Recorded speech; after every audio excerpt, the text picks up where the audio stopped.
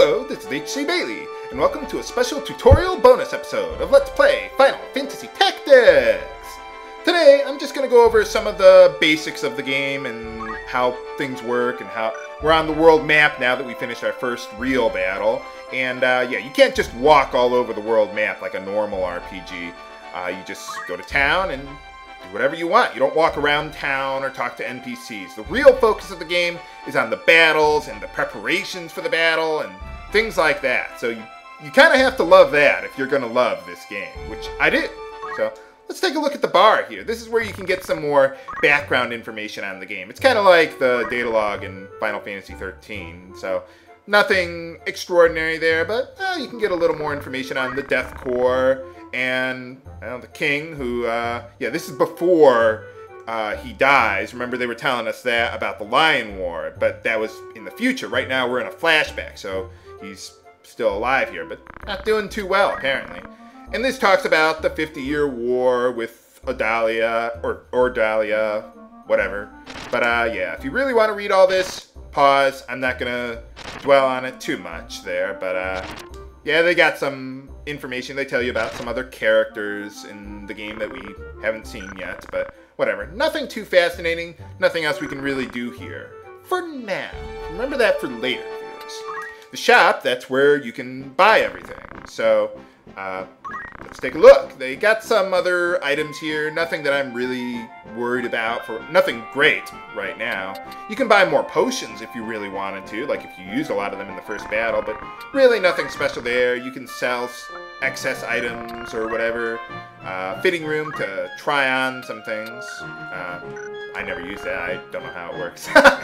But yeah, so that's pretty much that there. Let's take a look at our menu now. You press the triangle button, you can enter the menu. The circle button lets you access the town, by the way. So let's access the menu here. We got a tutorial thing here. So yeah, you can learn different things here. Nothing that I'm going to go over there. I'm going to show you what I want to do. I don't think the music's even that good for that part. Brave story that lets you look up different people that you've met and get some information on them and such. So yeah, another data log sort of thing. And let's see. Yeah, that's pretty much everything I care about. Let's go to the formation here to check out your party before heading into a battle. This is where you arrange equipment and job classes, abilities, things like that. Press the select button. You can look up certain information about characters. You see this little symbol there? That's your zodiac symbol, or your zodiac sign. Now, I'm not going to go into too much detail here, but basically your zodiac sign has an incredible influence on a lot of things in the game, like sometimes your damage output, the success rate of buffs and debuffs, depending on if your zodiac symbol is compatible with your targets. So like, if I'm targeting a Virgo, I'll deal better than average damage. If I have worst compatibility, then I'll deal less damage. If the symbol is not mentioned here, then you have neutral compatibility and there's no change. So personally, I think that's a really bad game design decision, but well, that's the way it is. I mean, you're not going to take a look at that in the middle of battle to figure out, well, is this going to work? No. Oh, okay. You know, I mean, how are you going to plan for something like that without going into like really massive detail? But well, whatever.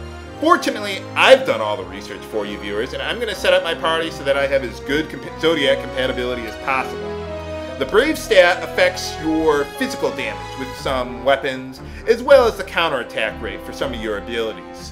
It also affects a lot of other things too, but you know, that's really the gist of it.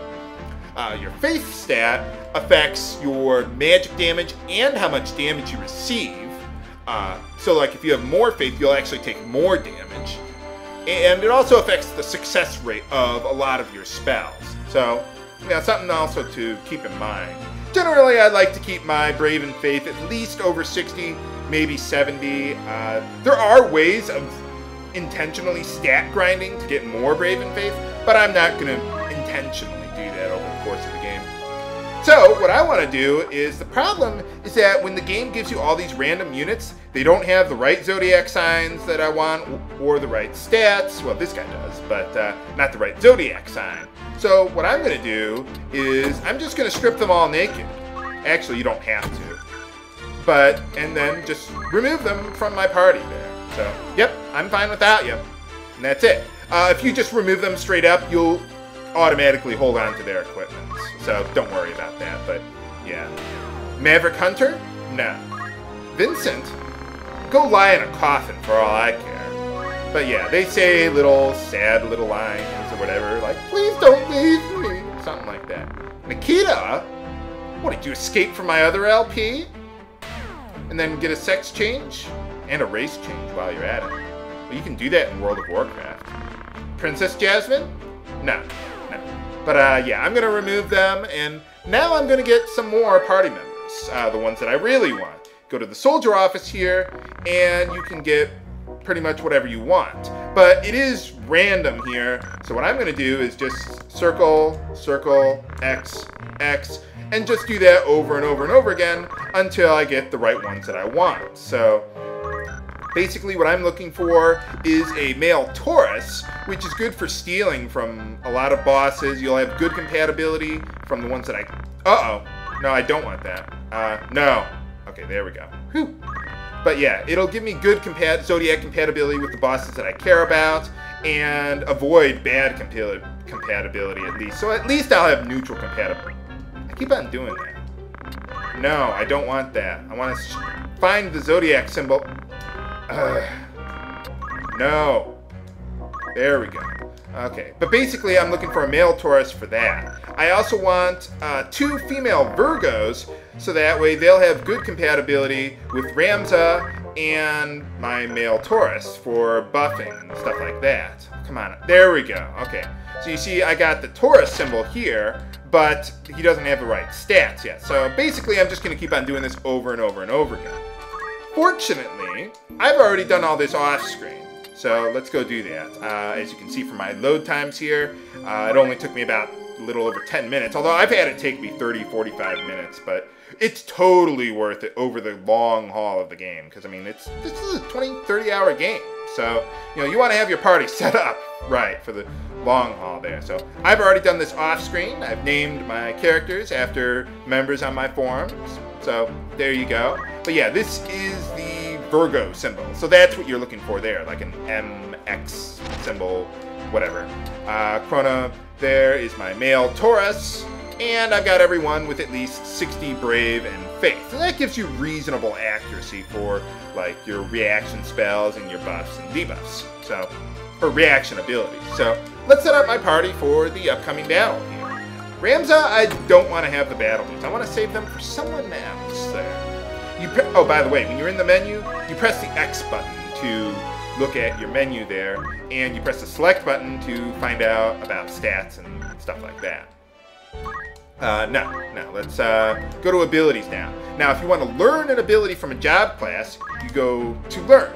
And, oh, I've already got 200 for him as a Squire there. You gain JP every time you take an action in battle with that job class there. So I want to learn Gain JP Up. It is a very important ability in this game because it improves the amount of JP you get per ability you use by 50%. So that's pretty nice. So you set the ability there as well. Let's see. Also, as a chemist, I want to learn Potion and Phoenix Down there. And then, because that's part of an item ability subset, I want to set that as my secondary ability. Basically, your primary ability is determined by your job class. Then you can equip any secondary ability from a job class, a reaction ability like a counterattack or something, a support ability, and a movement ability that can affect how much you move or jump or other things like that. So, and we'll go over that more when I get more abilities like that. Let's see, for Chrona there, he's almost got enough for Gain JP Up. I want to save his JP for that later. Want to learn at least Potion and Phoenix Down. There we go. And set item as my secondary ability. You press the R1 button to go to your next party member. For Taku there, let's see, almost enough for Gain JP Up. Whenever you recruit a new party member, they automatically start with between 100 and 200 JP. So just, you know, randomly among the Squire and Chemist job classes.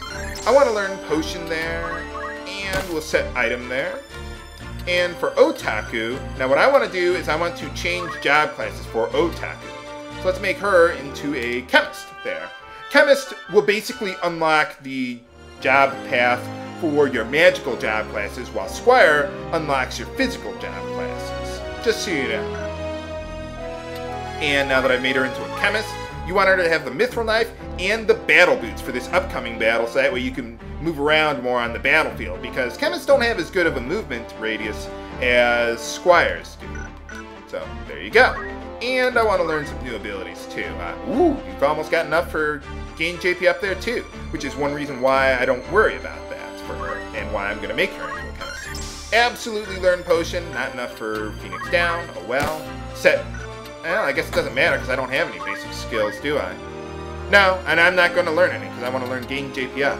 Now, one thing to keep in mind is that she only has 194 JP, but when someone else, as a Squire, uses an ability and they gain JP, some of it will sort of spill over to everyone else in your party, because it's like, whoa, I saw how you did that. I get experience from that, or something like that. So from everyone else using Squire, my Chemist, Otaku, will gain a little extra JP from that, and that'll push her up over 200. So basically what I want to try to do from this next battle is have everyone learn gain JP up, because it's such an important ability. Now for Delita, and a lot of guest characters actually, I want to learn Defend. Basically what it does is it improves, or it doubles your evade stats in battle. They won't show there, but you'll see. But basically if they have nothing better to do, they can use that instead. So that way, it kind of helps a little bit. I mean, it's not critical, but you might as well. Delita has already learned Throw Stone, so that gives him a ranged attack. So that's something he could do there. I'm really not going to mess around with Delita too much otherwise there. So that's everything we can do there. And then we'll head on over to Igros Castle. Next time on Let's Play Final Fantasy Tactics! This is HC Bailey signing off. Have a good day.